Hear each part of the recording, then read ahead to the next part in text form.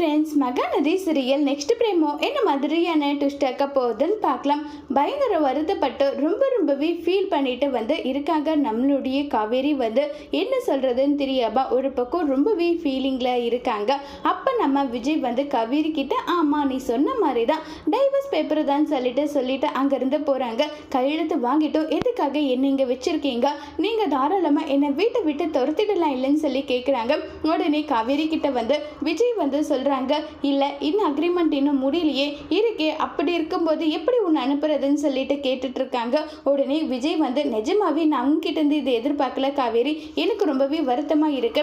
நான் எப்பவுமே உனக்காக நான் நிற்பேன், உனக்காக நான் பேசுவேன். ஆனா நீ இப்படி பேசுறது இப்படி பண்றது எனக்கு ரொம்பவே கஷ்டமா இருக்கு நல்லா சொல்லிட்டு விஜய் ஒரு பக்கம் பயங்கரமா ஃபீல் பண்ணி யோசிச்சு அழுதுட்டு இருக்காங்க. காவேரி நீ என்னை எப்பவுமே புரிஞ்சிக்க மாட்டியா, எப்பவுமே இப்படியே தான் பேசுவியா, இப்படி தான் பண்ணுவியா நல்லா சொல்லிட்டு ரொம்பவே வருத்தப்பட்டும் ஃபீல் பண்ணிட்டு யோசிச்சுட்டு இருக்காங்க.